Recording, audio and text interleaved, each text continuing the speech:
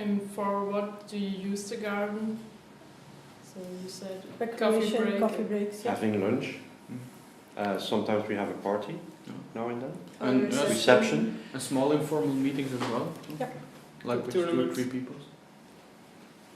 Nice. And to do the composting. Yeah. It's a nice extra. It's very good to spend some time outside while you're working a lot inside. It's good to have a space to go out. Yeah.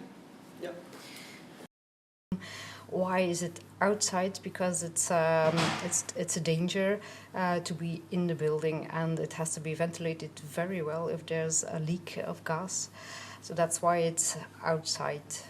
It's not a very pretty building, we know, but it's just a technical building.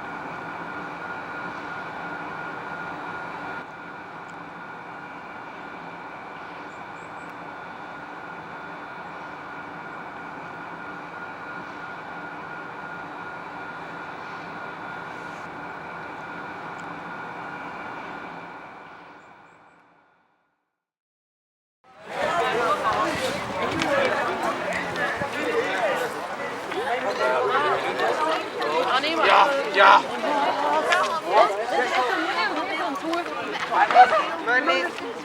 Wat is dat? Anton! Anton! Mag dat? Jij ook aan het land. Figa staat erin. Is toch Figa? Wat doe je, Emiel?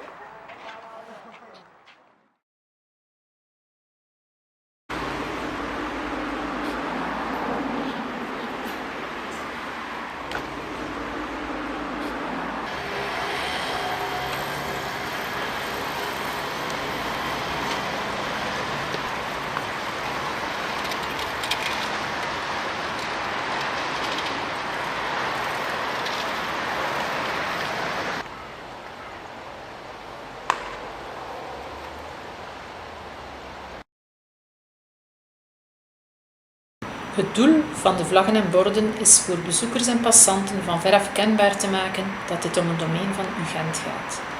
Het logo Ghent is zichtbaar van op de straat voor wagens, fietsers en voetgangers, door geplaatste borden en vlaggen. Voor ons was het al langer een idee om de Sterre af te sluiten voor studenten, zodat er meer capaciteit komt om te parkeren voor personeel. Maar dat was wel moeilijk om meestanders te vinden tot de stad het parkeerplan heeft ingevoerd.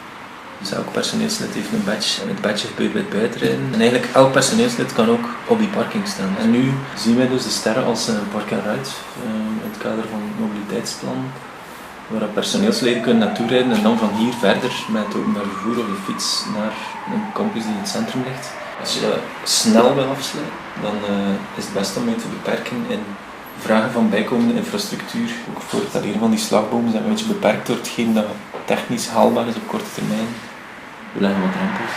Dus dat gelijk de paaltjes moesten naast de drempels zetten, omdat de auto's door rond te rijden. Het moest snel gaan en haalbaar zijn. Van anders. Opgepast. Controle bij het buitenrijden. Geen jeton? Vraag een jeton bij je contactpersoon. Geen contactpersoon? Jeton, €50 in permanentiecentrum. Controle bij het buitenrijden. Bij overtreding zal €50 forfaitair per dag worden aangerekend. Parkeren uitsluitend met uw Gent-vignet. Wielklem bij overtreding.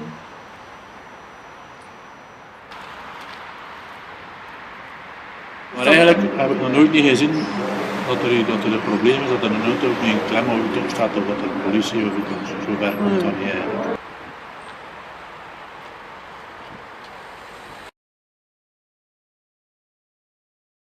Deze zone is nog iets apart, waardoor dat wel nog toegankelijk is zonder toegangscontrole, maar wagens die daar staan moeten in principe een vignet hebben. Als dat niet zo is, kunnen ze een wielklem krijgen. Ik weet niet of dat al veel gebeurd is, maar blijkbaar lukt dat wel. Er werd zo gezocht naar cruwe maatregelen om de schok zo duidelijk te maken, want het is niet meer openbaar. Dat is een beetje sociale controle eerder daar.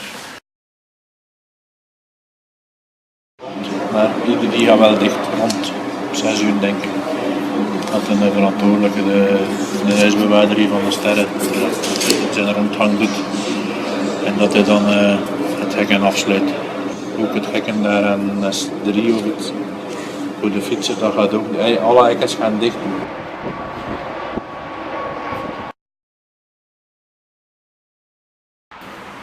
Het veiliger maken voor de fiets. We maken er een fietsstraat van, daar mogen auto's niet meer voorbij steken. Als uw infrastructuur niet aangepast is aan het idee van een fietsstraat, dan werkt dat ook niet echt. We hebben daar zo'n fietsluis ingestoken, die van hier komen, fremmen, voordat ze opdraaien op de campus. Want anders zouden we veel fietsers die gewoon zonder kijken erop te rijden. Dat werd wel gevaarlijk. Dat was ook nog om te vermijden dat auto's dat fietspad gebruiken. En dat is ook gebeurd.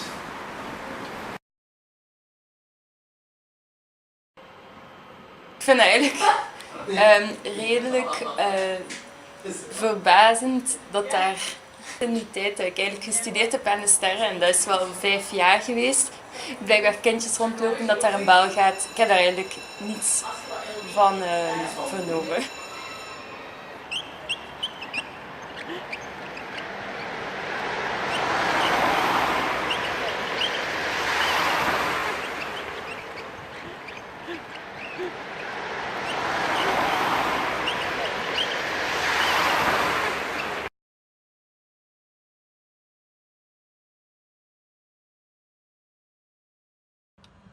Het is eigenlijk ontworpen of bedacht als een soort perifere campus, maar je ziet natuurlijk dat de stad uitbreiding neemt en dat het eigenlijk, willens zou ik zeggen, opgenomen wordt in de stedelijke structuur. En dus dat verandert helemaal eigenlijk de visie die je kan hebben over de verdere ontwikkeling van die campus. De redenering die men hier toepast is van auto-ingenieurs, van ingenieurs die werken met de denkbeelden die we nu al 60 jaar gebruiken, of misschien al iets langer, van hoe je de auto benadert, de opengaande parkeerdeur en daar zet je je auto, maar een fiets is toch wel net iets anders. Daarmee ontrafel je ook de conflicten tussen automobilist en fietser. Een soort pad onderscheiden dat zich vormt door het gebruik. Maar dat heeft te maken met het feit dat het entree van dat gebouw eigenlijk enerzijds zo'n soort piramide maakt van treden, maar zich richt naar die fietsersparking. Die fietsersparking die dan niet zo aangenaam is om op te lopen als voetganger. Fiets is interessanter dan hem gewoon te laten parkeren op een omgevormde autoparkeerplaats. Hier zou de wagen verdwijnen van de campus. Ja. Behalve dus bedieningsverkeer. Ja. Uit de universiteit zou je kunnen een voorbeeldfunctie geven om het bewegingsvriendelijk te maken. Dit is bewegingsonvriendelijk. Hè. Je stimuleert eigenlijk mensen om de auto te gebruiken, omdat er voldoende parkeerplaatsen zijn. 1, 2, er zijn achterpoortjes voor de auto om sneller te kunnen weg te rijden, om verkeerslijnen te vermijden. En als automobilist kan je veel sneller de campus rondrijden. Als voetganger moet je ook gigantische afstanden. Dus het voordeel van de shortcut van de voetganger is hier ook niet aanwezig, ook niet voor de fietser. Er is eigenlijk een bereidheid van de universiteit om dat onder ogen te zien en eigenlijk om ook te kijken of publieke routes kunnen geïnstalleerd worden op de campus. De uitgangspunten van ons ontwerp waren ten eerste het idee van een stedelijke en open campus, met inderdaad publieke fiets- en voetgangersroutes door de campus. Eigenlijk doe je het hier niet van appartement naar winkel naar appartement, maar doe je het effectief van kot naar klaslokaal en dan natuurlijk van klaslokaal naar klaslokaal naar klaslokaal, verdeeld over de stad. Van hoe laat je de studenten eigenlijk door Ghent heen en weer fietsen. Ik denk, als je daarover zit na te denken, dan begint het wel boeiend te worden.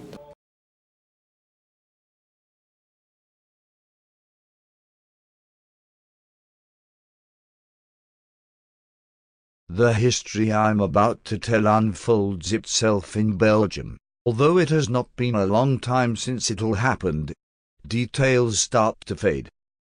Some anecdotes seem almost surrealistic nowadays. I must admit, I didn't experience any of the events firsthand. Nonetheless, I believe I can rely on trustworthy sources. New Ghent, the place where the scum of Ghent lives. At least, that is how a former rector of the university once described them. Quite harsh if you ask me. I wonder what made him think like this. Boundaries are experienced in a personal way. For some, a mental constraint is enough to stop them from entering private domain. Others, who are more self-assured, will only be stopped by a fence or closed door. Some argued that the University of Ghent was accentuating the inequalities in the neighborhood by making the Sterre its boundaries semi-permeable. During the daytime it was fairly easy to enter the private domain of the campus, as the gates weren't closed. In the evening it used to be less easy to take a walk here. I heard this story that one time some kid from those apartment blocks came here. He wandered further into the woods and made a camp. And all of a sudden he's greeted by some yelling adult man, shouting at this little kid to go away out of the woods, to go play somewhere else.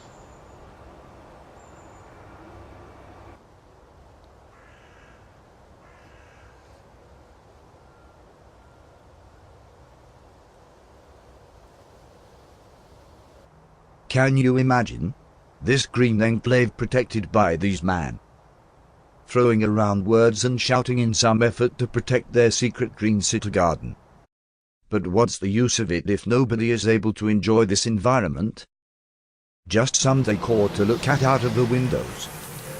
Some setting to have your picnic in the summer, while it could be so much more. I always imagined some kind of festival taking place here, but maybe that's absurd.